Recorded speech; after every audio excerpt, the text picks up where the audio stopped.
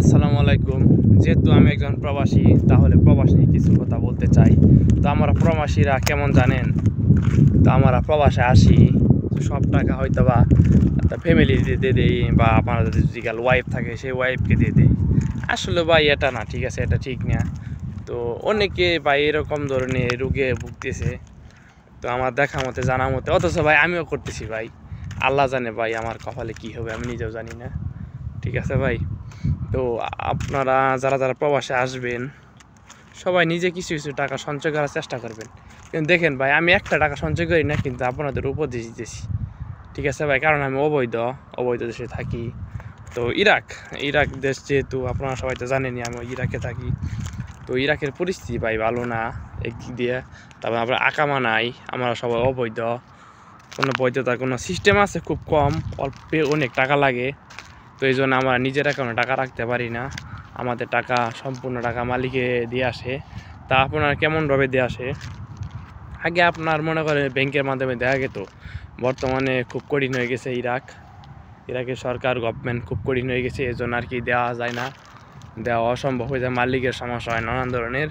তো তার জন্য মালিক এখন বর্তমানে তো টাকা পাঠার লাগবো। আমাদের তো যেহেতু প্রবাসে আইসা পড়ছি ইরাকে, অবৈধ দেশে টাকা পাঠাইতে হবে। তো তার জন্য করেছি ভাই। আপনারা মনে করেন যে মালিক আমাদের মতো একটা বাঙালি আছে, এই বাঙালি আর কি এগুলো থাকে আমাদের দেশের টাকাগুলো যে পাচার করে। ঠিক আছে, আমরা চাই না এগুলাতে টাকা পাঠানো, কিন্তু পরিস্থিতি শিকার কী করবো, করার মতো কিছু নাই। তা আপনার তো এই লোকদের কাছে আমাদের মালিকের বলি, সে মালিকে যে টাকা দিয়ে আসে সম্পূর্ণ টাকা, পরে উনি আবার বাংলাদেশ ব্যাংক থেকে ট্রান্সফার করে। তো ওইভাবেই আর কি আমাদের জীবন চলে।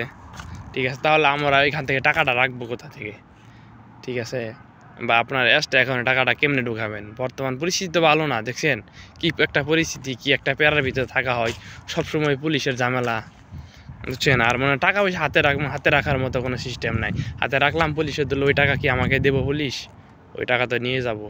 আর মনে করেন যে বাংলাদেশের পুলিশ যেরকম, প্রায় অন্যান্য দেশের পুলিশ ওই রকম, কিন্তু বাংলাদেশের পুলিশের থেকে একটু ভালো আছে। ভালো বলতে সবই কি প্রায়, ঠিক আছে।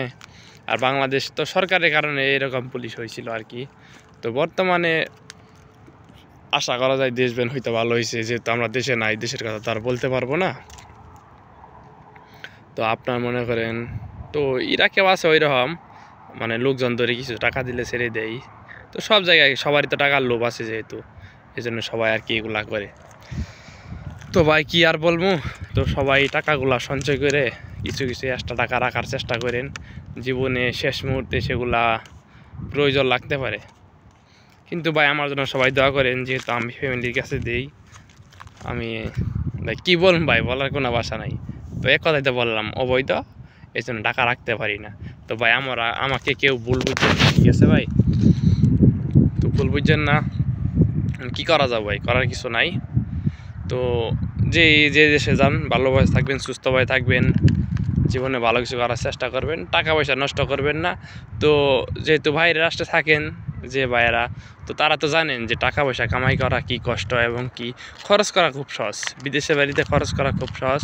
তো সবাই চেষ্টা করবেন যাতে আপনার টাকা পয়সাগুলা মানে নষ্ট না হয়, এবং কি সেই টাকা পয়সা দিয়ে ভালো কিছু করতে পারেন, সেই রকম একটা পজিশন করবেন। ঠিক আছে, বা দেশে গিয়ে, তো আরেকটা বিষয় আমি শেয়ার করি, কেউ দেশে গিয়ে আপনার মনে করেন যে বাড়ি ঘরে সেই মানে এগুলা তুলবেন না, কারণ এগুলা যখন তুলবেন তখন আপনার হাতে টাকা পয়সা থাকবো না, এবং কি আপনি কাউকে টাকা পয়সা দিতে, আপনি কোনো ব্যবসা বাণিজ্য করতে পারবেন না। আপনি এদিকে আর্থিক অবস্থার দিক দিয়ে খুব দুর্বল হয়ে পড়বেন। ঠিক আছে, তো তাই এগুলা না করে খুব ভালোভাবে চেষ্টা করবেন, যাতে আপনার মনে করেন যে বাড়িঘর না দিয়ে কিছু টাকা পয়সা হাতে রাখবেন, যাতে ব্যবসা বাণিজ্য করে খাওয়া যায়, এবং কি ভালো কিছু করা যায়, এই চেষ্টায় থাকবেন। ঠিক আছে ভাই?